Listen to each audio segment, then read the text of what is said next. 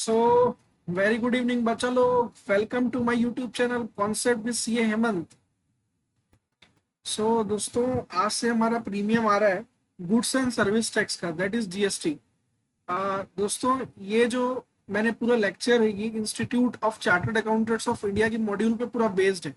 CA inter के लिए course applicable होगा जनवरी 2026 के अटेम्प्ट, सितंबर 2025 का अटेम्प्ट और उसके सब्सिक्वेंट अटेम्प्ट्स के लिए एप्लीकेबल होगा।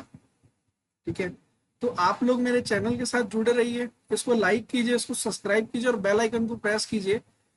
एंटायर जीएसटी दोस्तों, एंटायर जीएसटी हम लोग इस प्रीमियर में पढ़ेंगे, इंक्लूडिंग क्वेश्चंस जो आपकी इंस्टीट्यूट ने अपने मॉड्यूल में दे रखे हैं। ठीक है, कोई प्रैक्टिसिंग पर्सन होगा जो टैक्स प्रैक्टिशनर होंगे या प्रोफेशनल टैक्स प्रोफेशनल होंगे, वो भी इस लेक्चर को या इस कंटेंट को सुन सकते हैं या देख सकते हैं। और साथ में जो नोट्स मैंने डिस्क्रिप्शन बॉक्स के लिंक और कमेंट सेक्शन में दिया होगा, आप जो है उसको रेफर कर सकते हैं दोस्तों।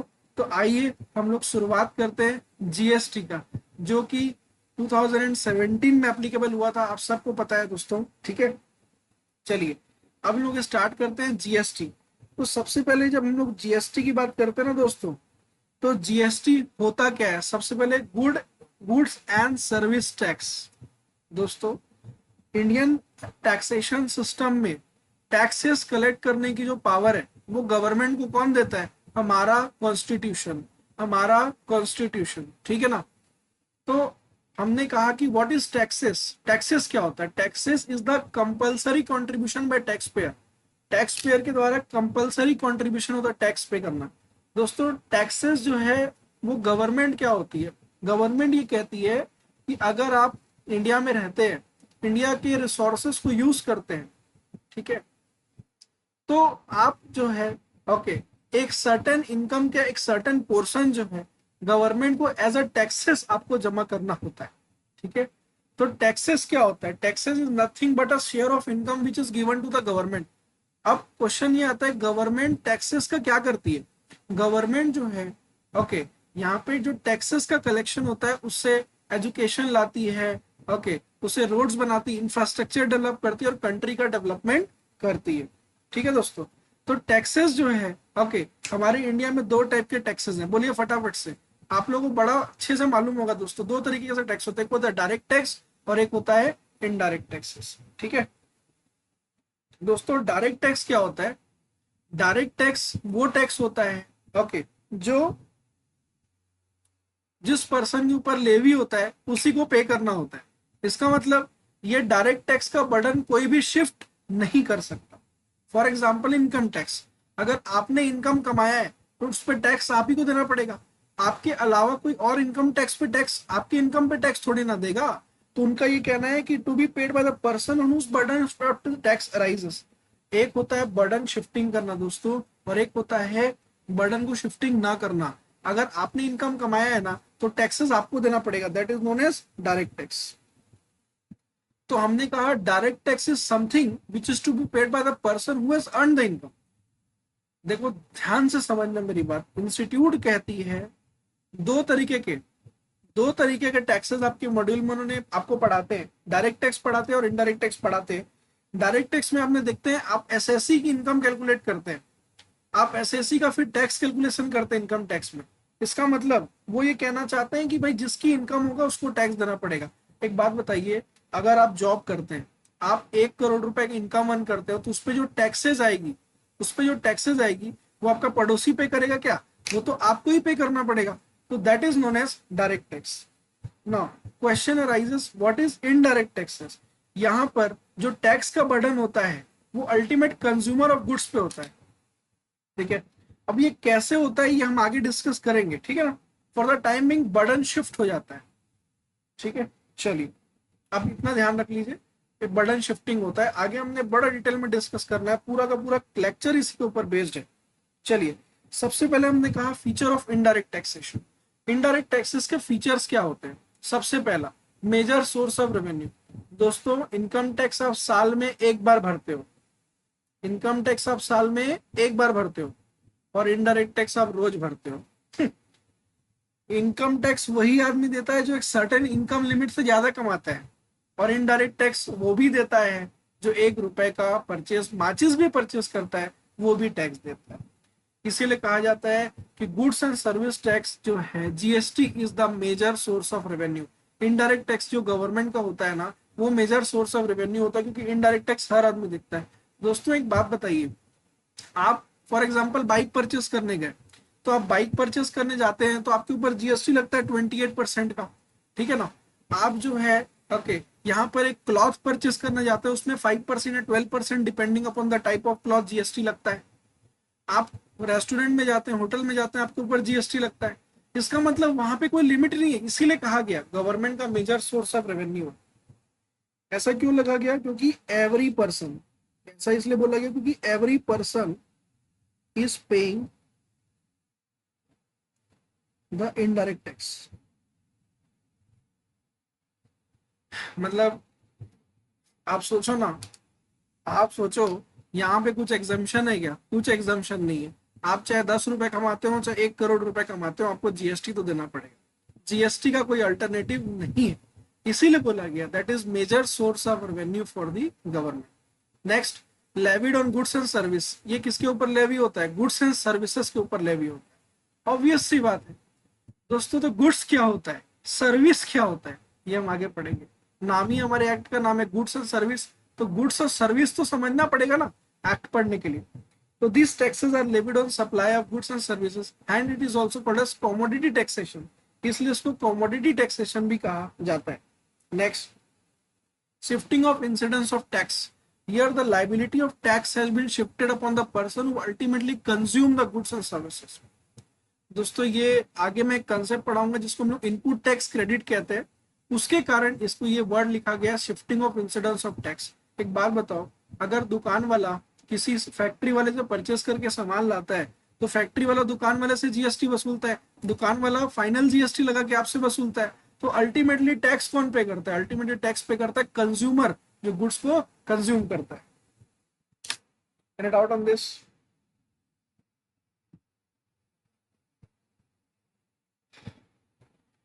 बहुत गर्मी है दोस्तों। Next, consumer do not fall pinch of taxation. Customer को तो पता भी नहीं चलता दोस्तों, उसके जेब से जीएसटी निकाल लिया गवर्नमेंट ने।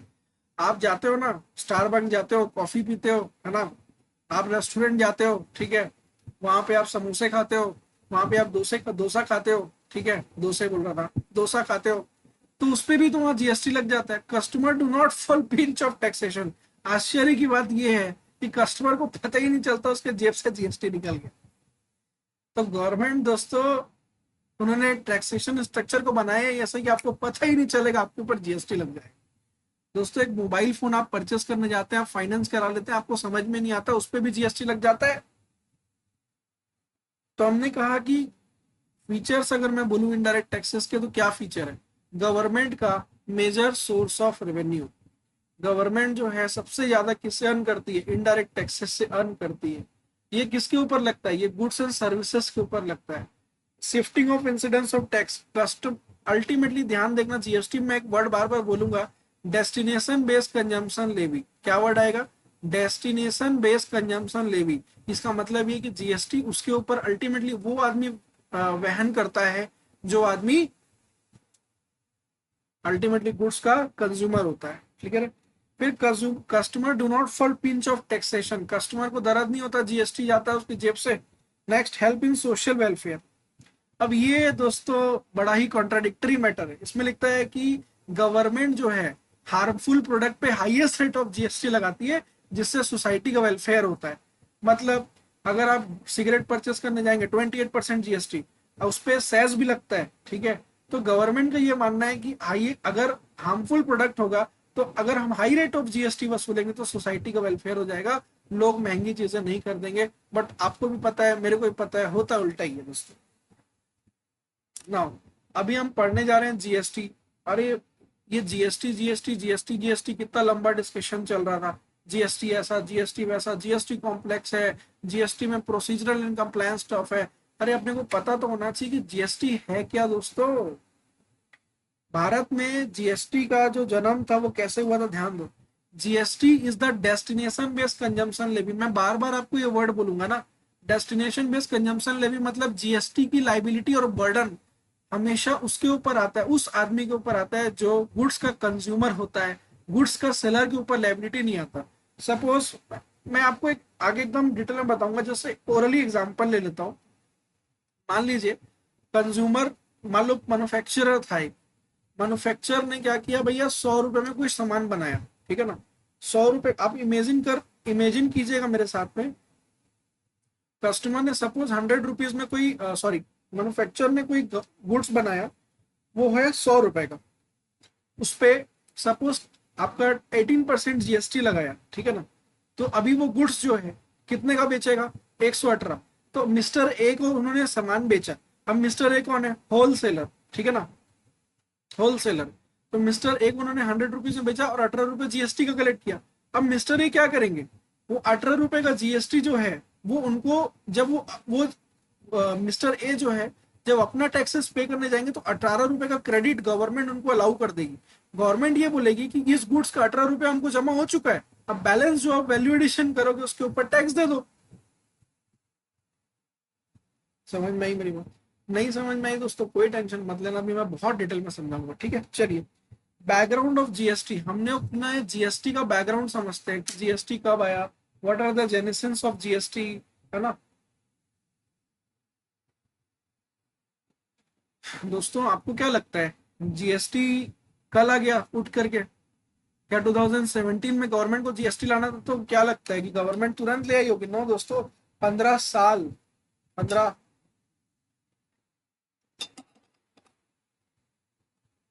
15 साल से जीएसटी का डिस्कशन चल रहा था, 15 साल से। देखिए बैकग्राउंड, ईयर 2000 में अटल बिहारी वाजपेयी गवर्नमेंट जो थी, ठीक है, उन्होंने जीएसटी का डिस्कशन चालू किया, ठीक है ना। 2000 में अटल बिहारी वाजपेयी को ऐसा लगा, अटल बिहारी वाजपेयी गवर्नमेंट को ऐसा लगा कि एग्जिस्टिंग जो टैक्सेशन सिस्टम है दैट इज वेरी कॉम्प्लेक्स। तो अटल बिहारी वाजपेयी ने डिस्कशन चालू किया जीएसटी के ऊपर में, उनकी गवर्नमेंट ने चालू किया कि हमको जीएसटी लाना है। तो अटल गवर्नमेंट में, ठीक है, अटल गवर्नमेंट में जो उस समय के फिनेंस मिनिस्टर थे, ठीक है, केलकर जी, ठीक है, उन्होंने क्या किया, उस केलकर जी जो फाइनेंस मिनिस्टर थे, ठीक है, उनके अध्यक्षता में 2004 में एक कमेटी इनकॉर्पोरेट करी। देखिए ऊपर मैंने लिखा भी है, Atal Bihari government has started the discussion on GST by setting up of the committee headed by mister Asim Das Gupta, finance minister of West Bengal. अब 2004 में जो कैलकर कमेटी बनाई हुई थी, तो GST was recommended by Kelkar committee for implementation of at national level. 2004 में जो Kelkar committee थी, जो कि कैलकर जी जो थे वो फिनेंस मिनिस्टर थे अटल गवर्नमेंट में, तो उनकी जो उनके हेड में कमेटी ने जो थी, उन्होंने जीएसटी को रेकमेंड किया कि इसको नेशनल लेवल पे इम्प्लीमेंट होना चाहिए 2004 में। अब 2007 से 8 की बात है, अब ध्यान दीजिए। लेकिन उस समय बहुत सारे कॉम्प्लेक्स इशू थे, बहुत सारे स्टेट्स का कंसेंट चाहिए था, इस कारण ये इम्प्लीमेंटेशन नहीं हो पाया। इन 2007-8 दोस्तों, 2007-8 में, in the year 2008 GST was propose to introduce at national level. 2007-8 में जो पी चिदम्बरम थे, ठीक है ना, पी चिदम्बरम जो थे, जबकि जो यूपीए गवर्नमेंट थी, उस समय जीएसटी को प्रपोज किया गया कि इसको नेशनल लेवल पे इम्प्लीमेंट होना चाहिए, है ना। और उसको पार्लियामेंट में टेबल्ड किया गया April 2017 by finance minister, sorry April 2010 by finance minister mister P Chidambaram. क्योंकि जीएसटी एक मल्टी मॉडल टैक्सेशन सिस्टम था, तो इसको स्टेट्स का भी कंसेंट चाहिए था। दोस्तों इनकम टैक्स जो होता है वो एक डायरेक्ट टैक्स है, और उसका कलेक्शन और लेवी का जो पावर है वो सेंट्रल गवर्नमेंट के पास। और जो जीएसटी आने से पहले इनडायरेक्ट टैक्सेस हुआ करते थे, उसके कुछ कुछ टैक्सेस का कलेक्शन का पावर सेंट्रल गवर्नमेंट के पास था, और कुछ नेचर ऑफ टैक्सेस का जो कलेक्शन का जो पावर था वो स्टेट गवर्नमेंट के पास था।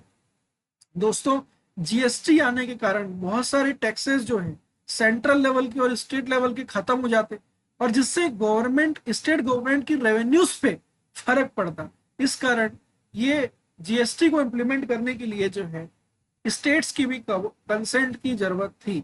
Hence the same was sent to the committee for review at state level. तो स्टेट लेवल रिव्यू करने के लिए इसको भेज दिया गया। अब दोस्तों पता है गवर्नमेंट का काम है, लगता है समय, ठीक है।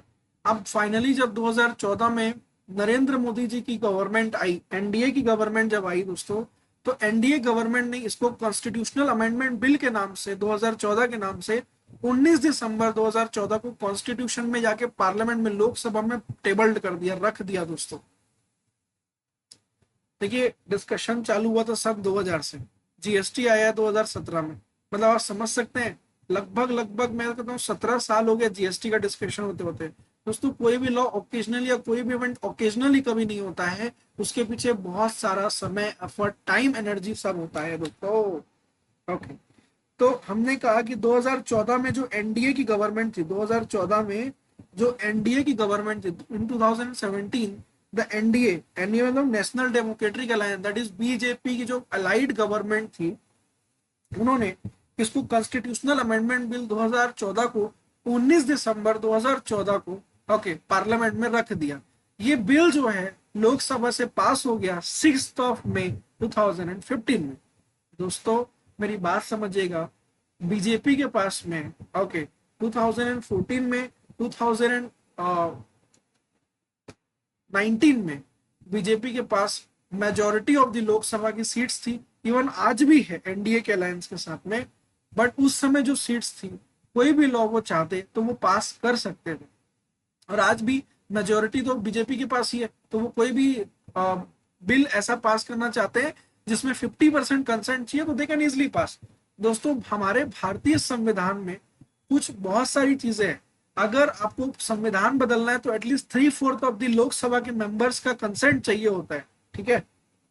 तो इन्होंने क्या किया, लोकसभा में कॉन्स्टिट्यूशनल अमेंडमेंट बिल 2014 19 दिसंबर 2014 में प्रेजेंट किया। इस बिल को लोकसभा में पास किया गया 6 मई 2015 में।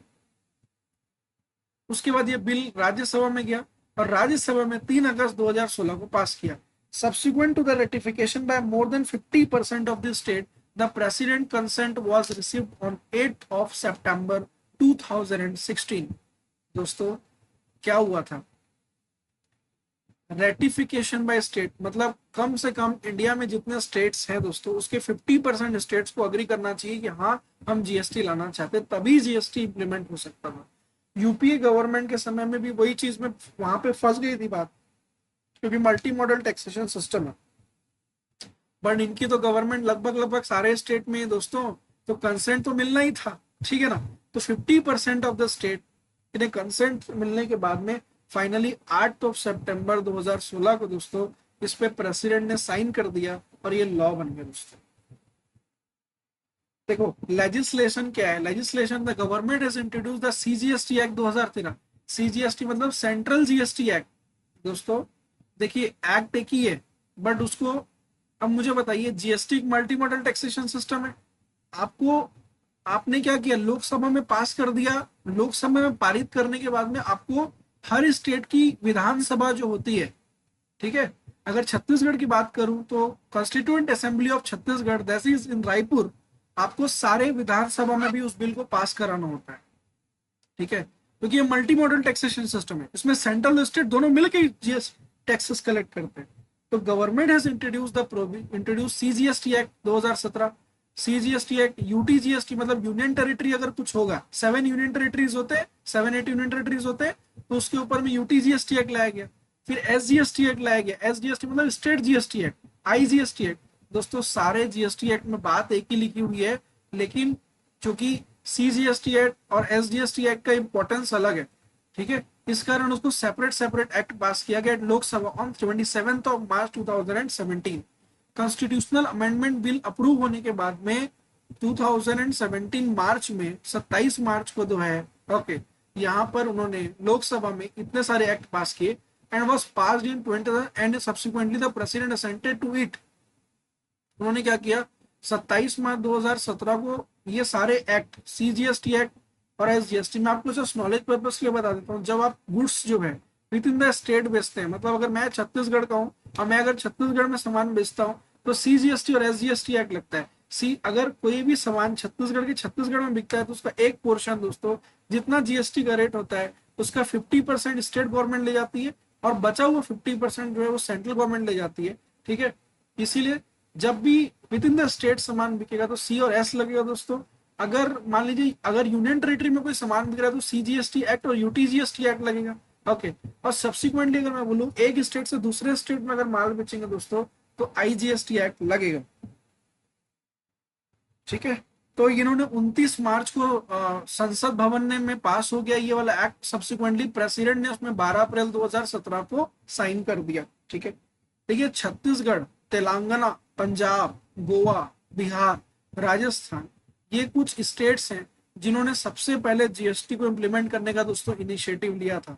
तो गर्व कीजिए आप एक छत्तीसगढ़िया हैं, ठीक है। तो सी जी, तेलंगाना, तेलंगाना, पंजाब, गोवा, बिहार एंड राजस्थान। बोलो फिर से बोलो, छत्तीसगढ़, तेलंगाना, बिहार, राजस्थान, गोवा, पंजाब। इन लोग ने कुछ ऐसे स्टेट्स हैं जो इन्होंने ओके इंटरेस्ट लेके जीएसटी को जो है ओके अपने अपने आप सबसे पहले इम्प्लीमेंट करवाया था।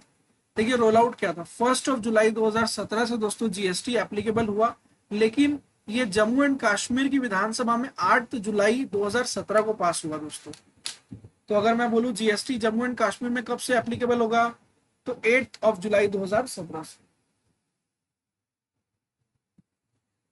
अच्छा, अब कोई लोग पूछेंगे मेरे को कि भाई ये जम्मू एंड कश्मीर क्या कुछ स्पेशल है क्या? दोस्तों अब तो धारा 370 खत्म हो गई, आपको सबको पता है। पहले क्या होता था कि अगर हमारी इंडियन गवर्नमेंट को कोई भी लॉ जम्मू एंड कश्मीर में एप्लीकेबल करना होता था तो हमारी गवर्नमेंट को क्या करना होता था कि वहां की जो विधानसभा होती है वहां से कंसेंट लेना होता था, ठीक है। तो 1 जुलाई 2017 को, क्योंकि हमारी संसद भवन के पास जम्मू एंड कश्मीर में फट से लॉ लगाने का पावर नहीं है, क्योंकि जम्मू एंड कश्मीर जो है ओके उस टाइम पे एक स्पेशल कैटेगरी स्टेट हुआ करता था। जैसे कि आज नीतीश कुमार जी बिहार के लिए मांग रहे हैं ना स्पेशल कैटेगरी स्टेट का दर्जा, तो वैसे ही स्पेशल स्टेट का जो है कैटेगरी का स्टेट का दर्जा जो है जम्मू एंड कश्मीर के पास था, अब वो भी खत्म हो चुका है दोस्तों। उसके बारे में मैं एक सेपरेट वीडियो बनाऊंगा और आप लोग को पूरा गाइड करूंगा दोस्तों, ठीक है। तो ये था हमारा कुछ इंट्रोडक्टरी पोर्शन, ठीक है। चलिए अपन नेक्स्ट देखते हैं, ठीक है। नेक्स्ट स्लाइड देखिए दोस्तों, मैंने ना बहुत अच्छा डायग्राम बनाया है एक, ठीक है। ध्यान दीजिएगा मेरे डायग्राम में। होप सो आपको ये स्क्रीन मेरी विजिबल होगी दोस्तों अच्छे से।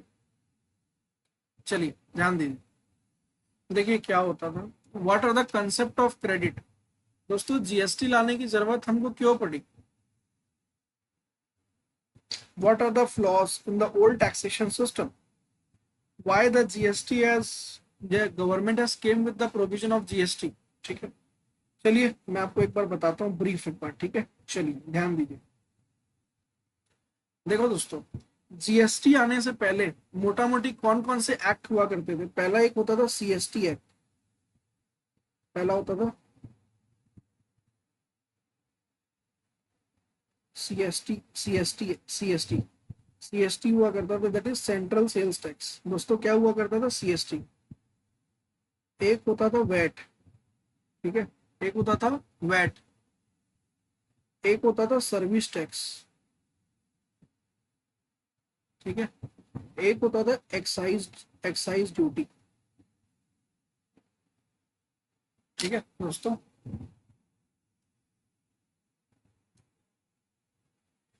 उफ।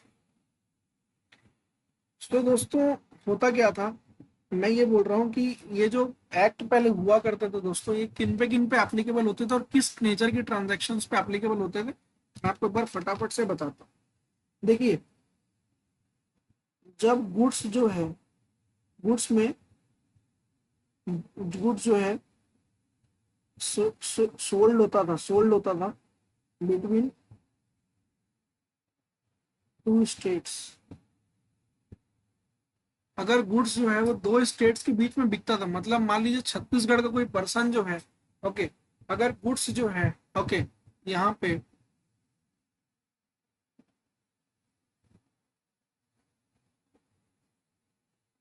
ठीक है, अगर छत्तीसगढ़ का कोई पर्सन है ठीक है, वो गुड्स जो है वो मध्य प्रदेश में बेचता था तो क्या लगता था दोस्तों सीएसटी। सीएसटी का जो कलेक्शन होता था वो कौन करता था, सेंट्रल गवर्नमेंट करता था। समझ में आई मेरी बात। अब वैट होता था, वैट का कलेक्शन एंड लेवी जो है वो कौन करता था, स्टेट गवर्नमेंट करते थे, ठीक है। एक्साइज ड्यूटी का कलेक्शन, सर्विस टैक्स का कलेक्शन सेंट्रल गवर्नमेंट करती थी, ठीक है। एक्साइज ड्यूटी का कलेक्शन भी स्टेट गवर्नमेंट के पास में था, ठीक है। अब चलिए मैं आपको एक एग्जांपल देता हूँ, पहले पुराने टैक्सेशन सिस्टम में होता क्या था समझिएगा। एक है मिस्टर ए,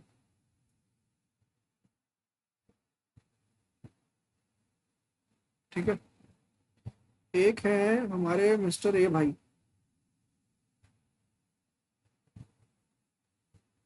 ठीक है। मिस्टर ए जो है वो छत्तीसगढ़ के हैं, ठीक है। इन्होंने क्या किया, एक गुड सोल्ड किया टू मिस्टर वाई, ठीक है। इन्होंने गुड्स सोल्ड किया, इन्होंने गुड्स सोल्ड किया टू मिस्टर वाई, उन्होंने वाई को एक सामान बेचा, ठीक है। यहाँ पे ऐसा नहीं बनना चाहिए, मिस्टर ए छत्तीसगढ़ के, मान लीजिए उन्होंने 100 रुपए का माल है, ठीक है। अब क्या होता था, इन्होंने मान लीजिए मिस्टर ए सीजी के और एक मिस्टर एस है, मिस्टर एस है, ये भी सीजी के।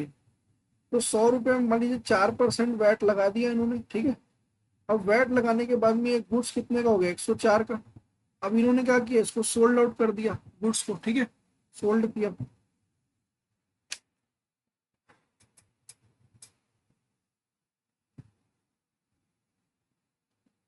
इन्होंने गुड्स क्या किया, उसको सोल्ड कर दिया, ठीक है। अब गुड्स सोल्ड करने के बाद में, जब ये गुड्स सोल्ड करते थे, ठीक है, तो इन्होंने क्या किया, इन्होंने गुड्स सोल्ड कर दिया। अब इसके पास जो गुड्स आया वो 100 रुपए का आया, ठीक है। सपोज इसने कुछ मार्जिन कमाएगा, मान लीजिए 10% मार्जिन कमाया, ठीक है। तो गुड्स का टैक्सेबल वैल्यू कितना हो गया, 110, ठीक है। प्लस अब ये जो माल बेच रहे हैं,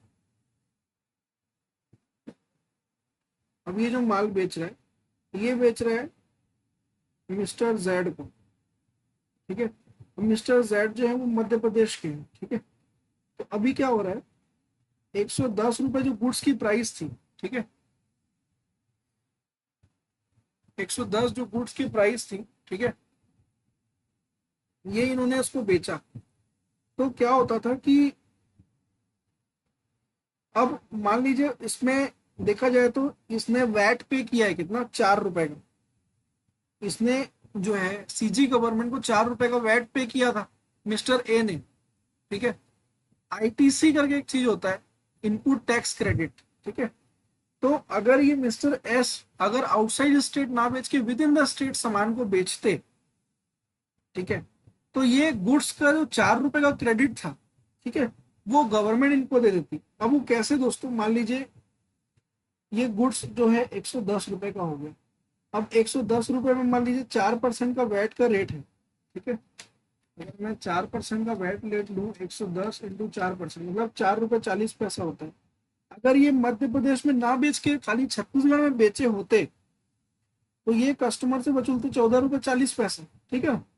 और 4 रुपए 40 पैसा इनको देना है गवर्नमेंट को, और 4 रुपए ऑलरेडी इन्होंने दे दिया, 4 रुपए का गवर्नमेंट क्रेडिट अलाउ कर देती, और मात्र 0.50 का पैसे इनसे सीजी गवर्नमेंट मांगती। लेकिन दोस्तों ऐसा हुआ नहीं। क्या हुआ, हुआ ये, इन्होंने इसको यहां ना बेच करके डायरेक्ट कहाँ भेज दिया, एमपी गवर्नमेंट, ठीक है ना। तो जब एमपी गवर्नमेंट को उन्होंने बेचा तो इन्होंने क्या लगाएंगे, सीएसटी, सेंट्रल सेल्स टैक्स लगता था। दोस्तों जब भी कोई गुड्स आउटसाइड द स्टेट बेचते थे तो वो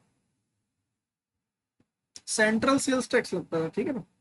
अब उन्होंने क्या किया, सेंट्रल सेल्स टैक्स पे कर दिया, ठीक है। सेंट्रल सेल्स टैक्स का रेट मान लीजिए @2% है। अब मेरे को बताइए, क्या ये 4 रुपए का जो उन्होंने क्रेडिट दिया है, ये जो 4 रुपए का, 4 रुपए जो उन्होंने सीजी गवर्नमेंट को इस गुड्स पे मिस्टर ए ने दे रखा है, ठीक है। अगर मिस्टर एस इस गुड्स को, ठीक है, छत्तीसगढ़ में ही बेचता है वैट लगा करके और बाहर नहीं बेचता है, तो उस केस में उसका जो आउटपुट टैक्स आएगा दैट इज 4 रुपए 40 पैसा, उसमें गवर्नमेंट उसको 4 रुपए का क्रेडिट अलाउ कर देगी दोस्तों, ये इसका जो टैक्स लाइबिलिटी होता है 4 रुपए 40 पैसे, उसमें 4 रुपए का गवर्नमेंट क्या देती थी, क्रेडिट दे देती। इसी को दोस्तों आईटीसी बोलते हैं, इनपुट टैक्स क्रेडिट। आपने जो टैक्स पे कर रखा है अपने रॉ मटेरियल में, रॉ मटेरियल को क्या बोला जाता है, इनपुट्स बोला जाता है ना। आपने अपनी जो इनपुट्स में टैक्स पे कर रखा है, गवर्नमेंट उसका आपको क्रेडिट दे देती है। इसी को हम लोग बोलते हैं इनपुट टैक्स क्रेडिट। क्या बोलते हैं, इनपुट टैक्स क्रेडिट। और 0.40, अब इससे फायदा क्या होता है, गुड्स महंगा नहीं होता। क्यों, तो गवर्नमेंट टैक्सेस का क्रेडिट दे दे रही है, तो लोग अपनी मार्जिन केवल टैक्सेबल वैल्यू, अगर मान लीजिए मिस्टर एस को 4 रुपए का क्रेडिट नहीं मिलता, उस केस में मिस्टर एस क्या करता, गुड्स की कॉस्ट 100 रुपए नहीं बोलता, गुड्स की कॉस्ट 104 बोलता। Are you getting my point और not.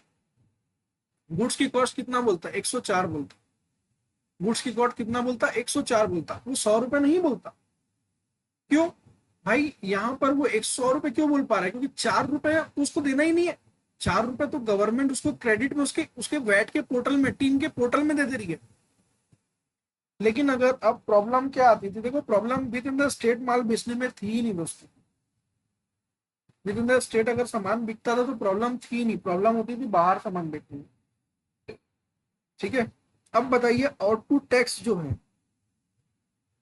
Output tax, output tax क्या है, सीएसटी है। आउटपुट टैक्स क्या है, सेंट्रल सेल्स टैक्स है। तो सेंट्रल सेल्स टैक्स का जो कलेक्शन है दोस्तों, वो करती है सेंट्रल गवर्नमेंट। और वैट का कलेक्शन कौन करता था, स्टेट गवर्नमेंट करता था।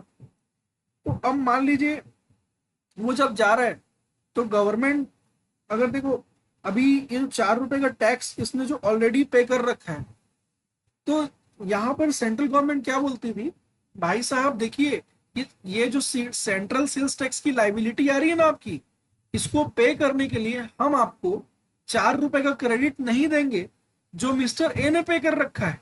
सर क्यों नहीं देंगे, वो तो मेरा ही टैक्स है ना।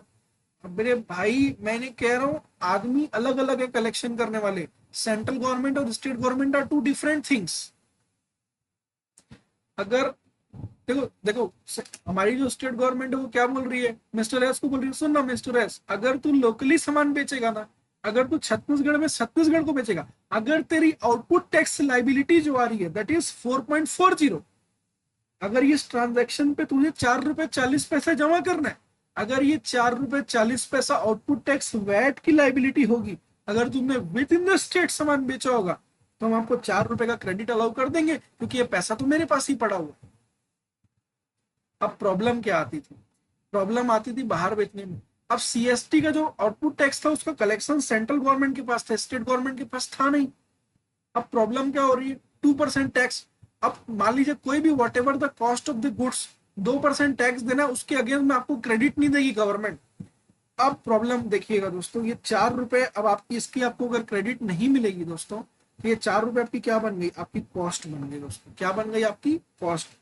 तो अब मैं ये नहीं बोलूंगा मेरे गुड्स की कॉस्ट 100 रुपए नहीं है दोस्तों, मेरे गुड्स की जो कॉस्ट है ना, अगर मैं अपने गुड्स की कॉस्ट बोलूंगा ना दोस्तों, कॉस्ट जो है मेरी 100 रुपए plus non refundable taxes, non refundable tax, that is 4 रुपए। इसका मुझे रिफंड नहीं मिल रहा है, गवर्नमेंट आईटीसी नहीं दे रही है, प्लस मेरा margin, margin at the rate 10% दोस्तों, एट द रेट 10% मेरा मार्जिन भी आएगा। तो 104 प्लस 10% कितना आता है, 104 इंटू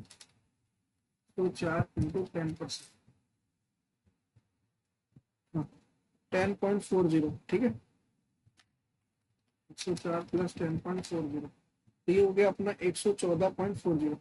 प्लस अब इसके ऊपर 2% क्या लगेगा, सीएसटी। क्या लगेगा, सीएसटी, क्योंकि सीएसटी का जो कलेक्शन है वो तो एमपी गवर्नमेंट के उससे, सॉरी सेंट्रल गवर्नमेंट के पास है। 114 प्लस 4 इंटू 2%, मतलब अब तो हो गया लगभग 2.28, ठीक है। तो 114 प्लस 4 प्लस 2.28, 116.68। दोस्तों क्या आप समझ रहे हैं, देखिए कितना बड़ा ब्लंडर हो रहा है यहाँ पे। ब्लंडर क्या हो रहा है, देखिए दोस्तों, गवर्नमेंट ने इस इसके इसके एवज में ये वाला टैक्स अलाउ नहीं किया, अब उसके कारण ये आपकी कॉस्ट का पार्ट बन गया।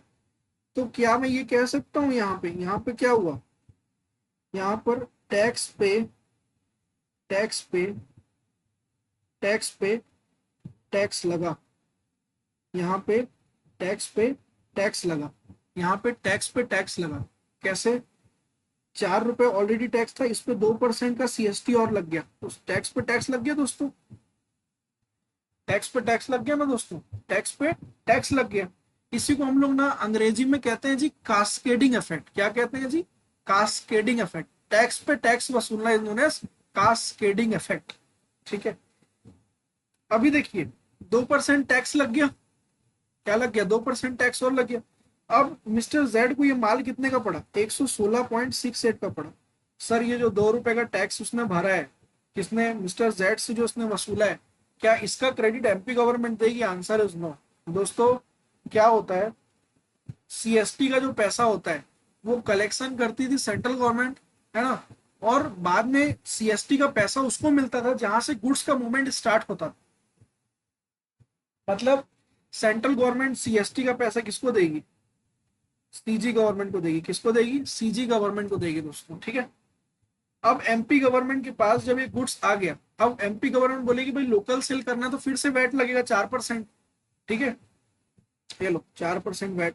अब 4% वैट किसके ऊपर? 116.68 के ऊपर 4% वैट। 4% मतलब 4.66 का क्या लग गया दोस्तों? वैट लग गया। तो ये गुड्स कितने का हो गया? 121.34। समझ रहे हैं बात को? टैक्स के ऊपर टैक्स के ऊपर टैक्स के ऊपर टैक्स। क्रेडिट का फ्लो खत्म हो जाता था 20 साइकिल से, और टैक्स के ऊपर टैक्स के ऊपर टैक्स के ऊपर सिर्फ tax tax tax tax tax. यही सब प्रॉब्लम्स और गुड्स की महंगाई को कम करने के लिए लाया गया good and simple tax, that is GST. ठीक है, जिसको हम लोग गुड एंड सिंपल टैक्स भी कहते हैं। ठीक है ना? अब देखिए जीएसटी आने के बाद क्या हुआ, समझिएगा बात। ठीक है, देखिए कंसेप्ट ऑफ क्रेडिट। ठीक है, अब देखिए क्या होता था, मैन्युफैक्चरर जो है, ठीक है, देखिए मैंने पूरा ना डायग्राम यहाँ पे बना रखा है दोस्तों। ठीक है, आप लोग इसका फोटो खींच सकते हैं, या मैं आपको नोट्स तो डिस्क्रिप्शन बॉक्स में दूंगा ही, आप वहां से उसको निकाल सकते हैं। ठीक है, देखिए मैं आपको पूरा साइकिल समझाता हूँ। Concept of credit flow GST आने के बाद क्या अच्छा हुआ, देखो दोस्तों, या सबसे पहले हमने कंसेप्ट ऑफ क्रेडिट समझना है। देखो कंसेप्ट ऑफ क्रेडिट क्या होता है, जैसे मैन्युफैक्चर एक ए है, ठीक है, ए ने क्या किया, 100 रुपीज का गुड्स मैन्युफैक्चर किया, उस पर 18% जीएसटी लगाया, तो गुड्स कितने का हो गया? 118 रुपए का। ठीक है, तो ये 18 रुपए क्या करेगा, जैसे अब ये गुड्स किसको बेच रहा है, ये देख रहा है ट्रेडर और होलसेलर। मैं दोस्तों मैंने जब आपको जीएसटी स्टार्ट किया था बताना, तो मैं आपको बार बार चिल्ला चिल्ला के एक ही वर्ड बोला था, GST is a destination based consumption levy. अब इसका मतलब क्या होता है, GST is a destination based consumption levy, मतलब क्या दोस्तों? देखिए गुड्स पे टैक्स कितना लगा, मैन्युफैक्चर ने जब गुड्स बनाया तो गुड्स के ऊपर 100 रुपीज का टैक्स, 100 रुपीज का गुड्स बनाया, उस पर 18 रुपए का टैक्स लगाया। अब उसने जो बेचा है वो किसको बेचा है? ट्रेडर को बेचा है। किसको बेचा है? ट्रेडर या होलसेलर को बेचा, जिसका नाम है बी। ठीक है, अब देखिए गवर्नमेंट ने जो 18 रुपए का टैक्स लगाया है, वो क्या करेगा, ये 18 रुपए का जाके जीएसटी पोर्टल में जमा कर देगा। जीएसटी की जो पोर्टल है गवर्नमेंट की, उसमें जाके जमा कर देगा, inform that I have sold the goods to mister A B. वो क्या करेगा, जीएसटी पोर्टल में जाके गवर्नमेंट को बताएगा कि मैंने, उसमें बी जो रहेगा उसका जीएसटी नंबर डालेगा और बताएगा कि मैंने बी को इतने रुपए का माल, 100 रुपए का माल बेचा है और उसमें 18% जीएसटी वसूला है। ठीक है, क्लियर है? अब देखिए ट्रेडर या होलसेलर जो है, ठीक है, ट्रेडर या होलसेलर जो है, ठीक है, that is mister B. Mister B जो है वो गुड्स को आगे बेचेगा। देखो दोस्तों इसको बोलते हैं B to B, buyer to buyer, buyer to seller नहीं है दोस्तों। देखो अल्टीमेटली मैं क्या बोल रहा हूँ, जीएसटी की लायबिलिटी देखना इसके ऊपर भी नहीं आएगी ना, बी के ऊपर भी नहीं आएगी। कैसे? देखो ध्यान दो, बी को कमाना है 10% का मार्जिन। ठीक है, टैक्सेबल वैल्यू 100 रुपीज थी गुड्स की, सर वो 18 रुपए पे, 18 रुपए पे सर वो जो 18 रुपए जो गवर्नमेंट को, 18 रुपए जो है वो भी तो बी ने ए को दिया होगा, तो उस पे सर मार्जिन क्यों नहीं ऐड हो रहा है? बताते हैं भैया, बताते हैं, रुक जाओ। हमने कहा जी 10% मार्जिन, 100 रुपीज का जो टैक्सेबल वैल्यू था उस पर 10% का उसको मार्जिन कमाना है, तो कितने का? 110 का, प्लस उसने जीएसटी लगाया 18%, तो जीएसटी कितना हुआ? 19 रुपए 80 पैसे का। तो वो रिटेलर दैट इज मिस्टर सी से कितना पैसा वसूलेगा? 129 रुपए 80 पैसा। अब देखो यहाँ पर अब ये क्या करेगा, आउटपुट टैक्स लाइबिलिटी, ये जो उसने ट्रांजेक्शन किया, दैट इज उसने जो माल मिस्टर सी को बेचा है, ठीक है, उस पे आउटवर्ड टैक्स लाइबिलिटी जो उसको गवर्नमेंट को देनी है, दैट इज 19 रुपये 80 पैसा, ठीक है। तो गवर्नमेंट ये कहेगी कि भैया तुम सुनो ना, जो गुड्स परचेज किए हो ना मिस्टर ए से, वो तो आगे बेचने के लिए परचेज किए हो, कंज्यूम करने के लिए तो नहीं कर दे हो, तो हम आपको इस टैक्स का क्या दे देंगे, क्रेडिट दे देंगे। क्या दे देंगे, क्रेडिट दे देंगे। तो गवर्नमेंट, क्योंकि देखो इसने जब गुड्स बेचा था तो इसने इन्फॉर्म किया था ना गवर्नमेंट को कि मैंने मिस्टर बी को भेजा था, तो मिस्टर बी जाएगा अपने जीएसटी पोर्टल में तो उसको 18 रुपए का क्रेडिट दिखने लग जाएगा, जो उसने as a taxes mister A को दिया है। ये मिस्टर ए का नहीं है दोस्तों, ये गवर्नमेंट का है। उसने 18 रुपए ला करके गवर्नमेंट को दे दिया, किसके बिहाफ, मिस्टर बी के बिहाफ। ये 19 रुपए 80 पैसे की जो टैक्स लाइबिलिटी है, उसमें 18 रुपए का इसको टैक्स मिल जाएगा, है ना। और 1 रुपए 80 पैसे की गवर्नमेंट को जमा करेगा और गवर्नमेंट को इन्फॉर्म करेगा कि मैंने mister see that is retailer को सामान बेच दिया है। अब देखो रिटेलर के पास गया, अब रिटेलर भी 10% मार्जिन कमाना चाहता है, तो देखो 110 रुपए पे 10% लगा रहा है दोस्तों, 18 रुपए। तो इस 18 रुपए आया, ठीक है, कितना हुआ, 142 रुपए। अब 142 रुपए इससे वसूल लेगा कंज्यूमर से, ठीक है। अब रिटेलर की आउटवर्ड टैक्स लाइबिलिटी आएगी 21 रुपए 78 पैसा। ये देखो, ये जो 121 रुपए पे 18% जीएसटी लगाया ना, तो इसकी टैक्स लाइबिलिटी आएगी 21 रुपए 78 पैसा। उस पर 19 रुपए 80 पैसा जो उसने मिस्टर बी को जमा कर रखा है, गवर्नमेंट उसका क्रेडिट उसको दोस्तों दे देगी। तो उसको 1 रुपए 98 पैसा ही गवर्नमेंट को और जमा करना पड़ेगा। अब देखिए, इसको बोलते हैं मल्टीपल पॉइंट्स पे टैक्स कलेक्ट करना। गवर्नमेंट ने देखा कि, देखो गवर्नमेंट ने, ये जीएसटी को हम लोग वैल्यू एडिशन टैक्स भी कहते हैं। सर वैल्यू एडिशन टैक्स मतलब क्या, देखो गवर्नमेंट जो है जितना जितना परसेंट वैल्यू इंक्रीज हो रहा है, सपोज 100 रुपीज का माल में 10 रुपए कमा रहे, 10 रुपया में 1 रुपया 80 पैसे ही गवर्नमेंट लिया वहां पे। फिर गुड्स की वैल्यू इंक्रीज हुई कुछ, तो फिर वहां पे गवर्नमेंट ने पैसा लिया, ठीक है। तो अल्टीमेटली कंज्यूमर ने 142 रुपए 70 पैसा दिया। अब कंज्यूमर तो कंज्यूम कर लेगा गुड्स को। तो एक बात बताइए, यहाँ पर जीएसटी का बर्डन किसके ऊपर आया, ना मैन्युफैक्चर के ऊपर जीएसटी का बर्डन था, मैन्युफैक्चर ने तो ट्रेडर से वसूल लिया, ना ट्रेडर के ऊपर जीएसटी का बर्डन आया, ट्रेडर ने तो रिटेलर से वसूल लिया, ना रिटेलर के ऊपर बर्डन आया, उसने तो कंज्यूमर से वसूल लिया। अल्टीमेटली जो है, ओके, लाइबिलिटी किसकी आई, that is consumer, that is mister C. इसीलिए बोला जाता है डेस्टिनेशन बेस्ड टैक्स। ये क्या है, डेस्टिनेशन बेस्ड टैक्स है। तो गुड्स का डेस्टिनेशन क्या था, मिस्टर सी, तो मिस्टर सी ने अल्टीमेटली टैक्स दिया है, ठीक है। चलिए अब हम लोग आगे डिस्कस करते हैं, दैट इज जीएसटी की एप्लीकेबिलिटी। दोस्तों GST is levied on supply of all goods and services. GST जो है वो सारे गुड्स एंड सर्विसेज की सप्लाई पे लगता है, ठीक है, एक्सेप्ट कौन कौन सी चीजों पे जीएसटी नहीं है आज भी, that is alcoholic liquor for human consumption. दोस्तों शराब पे जीएसटी नहीं है, शराब पे आज भी स्टेट एक्साइज ड्यूटी और वैट लगता है दोस्तों, ठीक है। शराब में आज भी स्टेट एक्साइज ड्यूटी और वैट लगता है, जीएसटी नहीं लगता है। इसके ऊपर में बहुत हंगामा हुआ था दोस्तों पार्लियामेंट में जब ये जीएसटी आया था, कि आप पेट्रोलियम को देखिए। दूसरा दोस्तों, ये आपके एग्जाम में 5 नंबर का इंस्टीट्यूट पूछ लेती है, बताइए क्या क्या चीज जीएसटी के स्कोप से बाहर है। तो आपको ये कहना है जी जीएसटी जो है वो सारे गुड्स के सर्विसेज के सप्लाई पे लगता है except alcoholic liquor for human consumption. दोस्तों अगर लिकर का यूज इंडस्ट्रियल प्रिपरेशन के लिए हो रहा है तो उसके ऊपर जीएसटी लगेगा। यहाँ पर क्लियर कट वर्ड लिखा हुआ है alcoholic liquor for human consumption. अगर ह्यूमन कंजम्पशन के लिए जो है, ओके, यहाँ पे अल्कोहलिक लिकर मतलब दारू जो है उसके ऊपर जीएसटी नहीं लगता है। पेट्रोलियम, क्रूड ऑयल और हाई स्पीड डीजल, इसको मैं थोड़ा सा चेंज कर देता हूँ दोस्तों, एंड हाई स्पीड डीजल, ठीक है। हाई स्पीड डीजल पे जीएसटी नहीं लगता है दोस्तों। Petroleum, crude, high speed diesel, motor spirit, aviation, turbine fuel and natural gases, इसके ऊपर जीएसटी आज भी नहीं है। आपसे अगर पूछा जाए क्या क्या चीजों पे जीएसटी नहीं है तो आप बोल दीजिएगा GST is levied on supply of all goods and services except alcoholic liquor for human consumption, ठीक है, नॉट फॉर इंडस्ट्रियल प्रिपरेशन, और या टॉयलेट प्रिपरेशन के लिए जो अल्कोहल यूज होता है उसमें नहीं आएगा दोस्तों, ठीक है। उसके बाद में दूसरा petroleum and crude oil, high speed diesel, motor spirit, aviation turbine fuel, natural gases, इसके ऊपर जीएसटी नहीं। नेक्स्ट जीएसटी जो है ओके, वो एक क्या है, डुअल जीएसटी मॉडल पे है।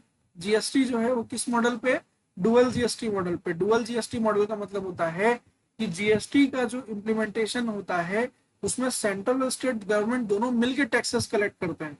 नहीं नहीं, मतलब खाली सेंट्रल गवर्नमेंट, जैसे income tax collection solely central government करती है, यहाँ पर ऐसा नहीं होता।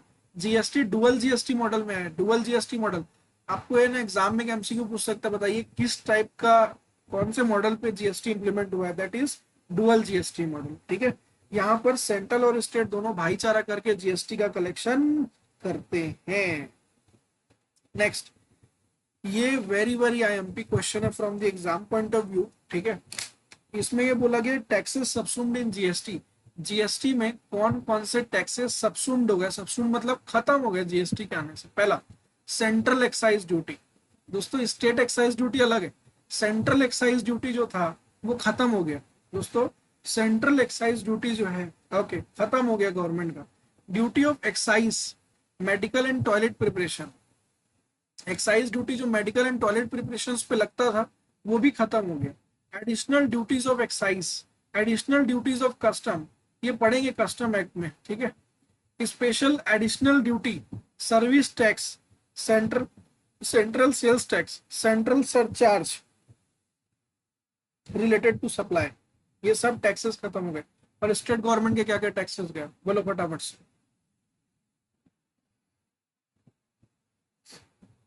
स्टेट का वैट गया, लग्जरी टैक्स गया, एंट्री टैक्स गया, एंटरटेनमेंट एंड अम्यूजमेंट टैक्स गया, एडवर्टीजमेंट पे टैक्स गया, परचेज पे टैक्स गया, लॉटरी बेटिंग गैम्बलिंग पे टैक्सेशन गया।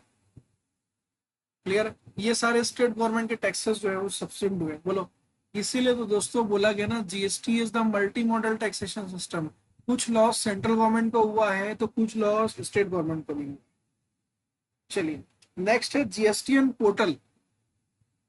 मैं आपको दिखाता हूँ जीएसटीएन पोर्टल क्या। सर ये मेरे पूरे नोट्स जो है मैंने इंस्टीट्यूट के मॉड्यूल से बनाए हैं दोस्तों। ठीक है, आईसीआई को मैं जो है सबसे अच्छा मॉड्यूल बनाती है इंस्टीट्यूट। ठीक है,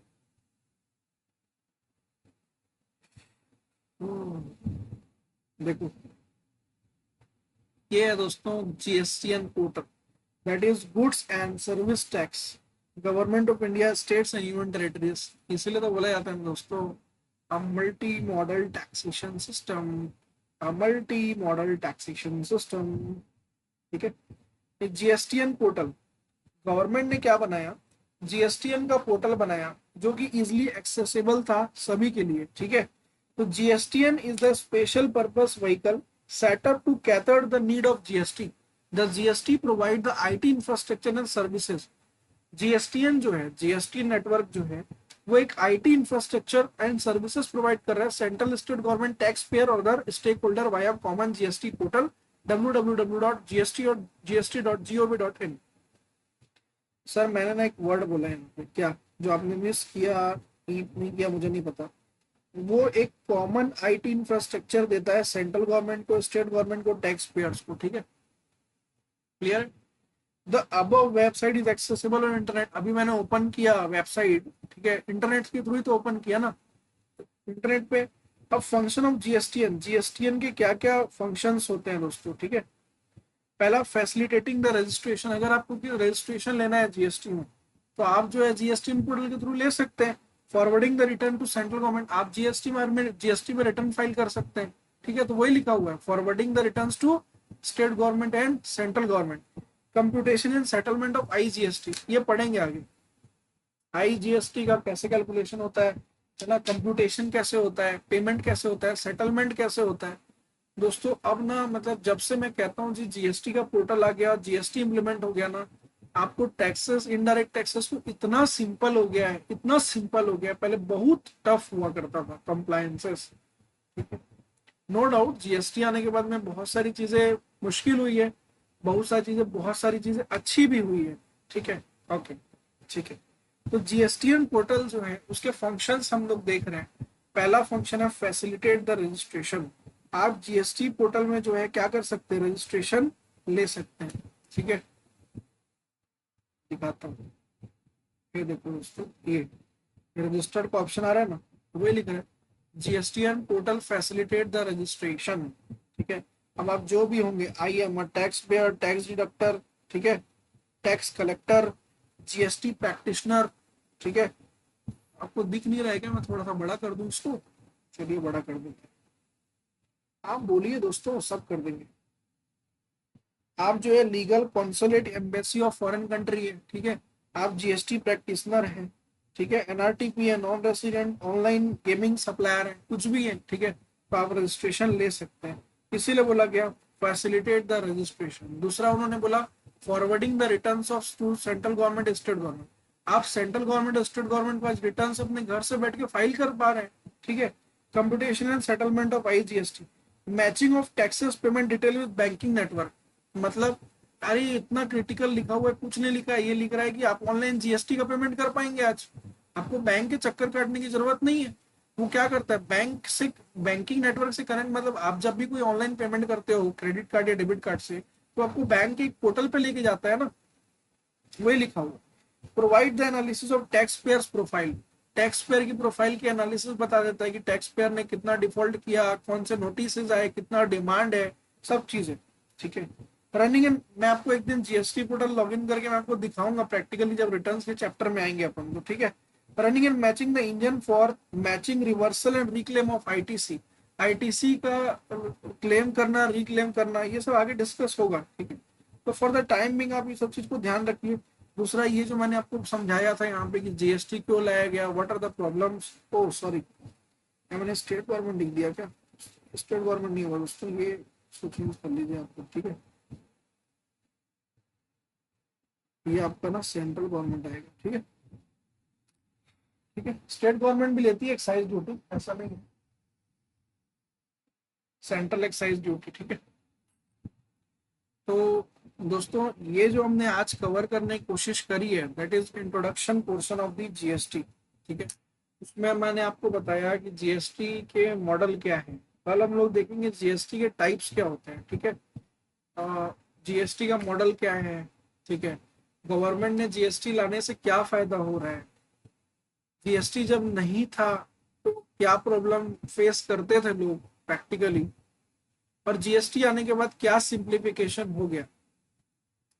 दोस्तों अगर आप मेरा ओपिनियन पूछेंगे कि क्या बेनिफिट है जीएसटी आने से, तो मैं यही बोलूंगा that is continuous flow of credit. Credit का जो फ्लो है वो बहुत स्मूथ हो गया।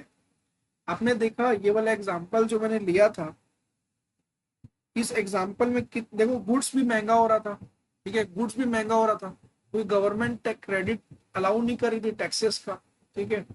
टैक्स के ऊपर टैक्स लगता था, तो कास्केडिंग इफेक्ट खत्म हो गया।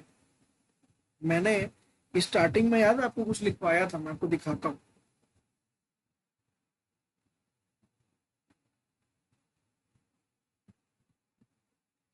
ये देखो, ये shifting of incidence of tax याद है ना? मैन्युफैक्चर के ऊपर लाइबिलिटी आई, ना रिटेलर के ऊपर लाइबिलिटी आई, ना होलसेलर के ऊपर लाइबिलिटी है। लाइबिलिटी किसके ऊपर आई? अल्टीमेट कंज्यूमर के ऊपर, इसीलिए लिखा है। दूसरा, consumer do not fall pinch of taxation, ये भी समझ में आ रहा होगा। कस्टमर को पता ही नहीं चलता उसके जेब से जीएसटी कैसे निकल जाता है, ठीक है।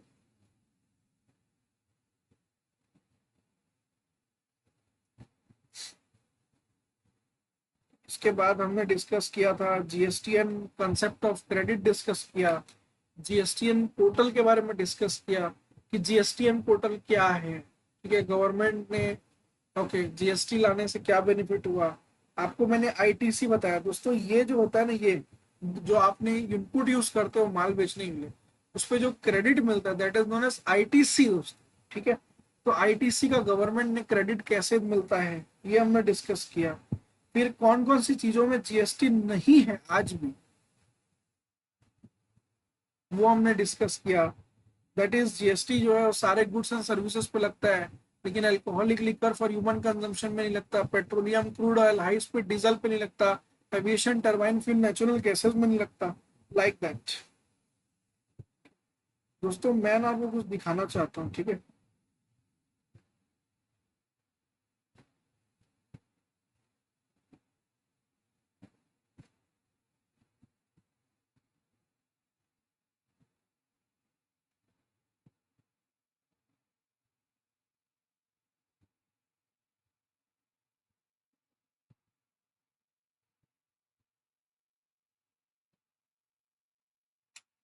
नहीं मिल रहा।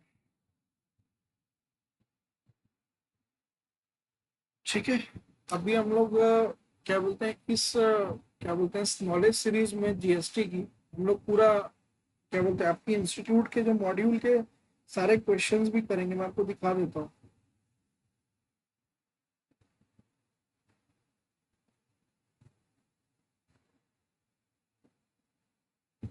तो दोस्तों मैंने सारी चीजें जो भी अपने नोट्स बनाए सब यहीं से बनाए। ठीक है, देखिए स्टार्टिंग चैप्टर में मैंने आपको genesis of GST in India बता दिया कि जीएसटी का जन्म कैसे हुआ, कंसेप्ट बता दिए, जीएसटी की जरूरत क्या थी, बेनिफिट्स, कॉन्स्टिट्यूशनल प्रोविजंस कल डिस्कस करेंगे अपन। ठीक है दोस्तों, ये जो मॉड्यूल है ना आपके इंस्टीट्यूट की बहुत अच्छी बनाई हुई है। तो अगर आप एक बार क्या बोलते हैं उसको रीड आउट भी कर लेंगे तो काफी अच्छा आपको उसके जीएसटी के बारे में एक बैकग्राउंड का एनालिसिस हो जाएगा। हालांकि कल हम लोग कॉन्स्टिट्यूशनल प्रोविजन डिस्कस करेंगे। देखिए कितना बढ़िया चार्ट बनाया हुआ है।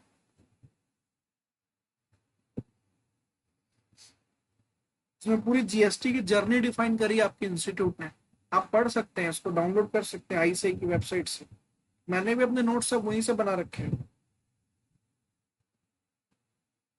कंसेप्ट ऑफ जीएसटी, ये देखो, continuous tax of input tax credit, value added tax, burden to be borne by final consumer, no cascading effect of taxation. ठीक है, जीएसटी की जरूरत क्यों थी, बहुत डेफिशिएंसी। ठीक है, क्रेडिट नहीं मिलता था टैक्सेस का, बहुत सारी चीजें थी। जीएसटी जो है वो क्योर है, मतलब सब चीज का। फिर डुअल जीएसटी मॉडल क्या है, इसके बारे में हमने डिस्कशन किया था। बाकी अपन कल डिस्कस करते हैं दोस्तों। ठीक है, आज के लिए इतना ही। एक बार फटाफट से रिवाइज करा देता हूँ दोस्तों, तुमने क्या क्या पढ़ा है बोलिए। सबसे पहले हमने टाइप्स ऑफ टैक्सेशन देखा, फिर हमने फीचर्स ऑफ टैक्सेशन देखा, फिर हमने जीएसटी इंडिया में कैसे आया, किसके रिकमेंडेशन पे आया, कब से डिस्कशन चालू हो रहा था ये देखा। फिर हमने रोल आउट देखा कि जीएसटी फाइनली कब रोल आउट हुआ था। फिर हम दूसरे स्लाइड में आ गए थे और हमने देखा था जीएसटी जो है वो गुड्स एंड सर्विसेज पे लगता है, सॉरी, कंसेप्ट ऑफ क्रेडिट हमने देखा था। ठीक है, जीएसटी की एप्लीकेबिलिटी और नॉन एप्लीकेबिलिटी देखी थी कि किसके किसके ऊपर आज जीएसटी है, किस पे जीएसटी नहीं है।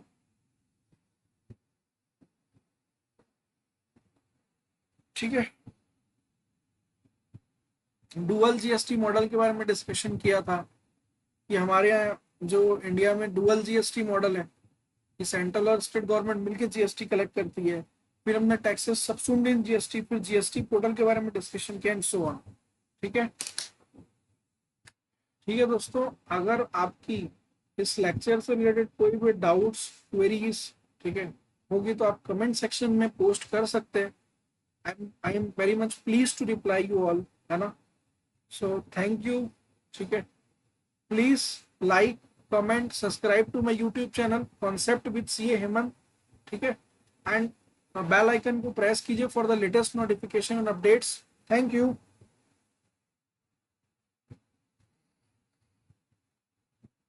दोस्तों एक और इन्फॉर्मेशन है कि जैसे जैसे अपनी जीएसटी की सेशंस जो है आगे कंटिन्यू होंगे, तो अकॉर्डिंगली हम लोग इंस्टीट्यूट की मॉड्यूल में जो भी एक एक सम्स, एक एक क्वेश्चन जो भी दिए हैं आईसीआई ने, वो सारे तो डिस्कस करेंगे ही करेंगे दोस्तों। इसके अलावा, ठीक है, मैं आपको टेस्ट पेपर्स भी दूंगा जो आप सॉल्व कर सकते हैं। और वो टेस्ट पेपर आप जो है, ओके,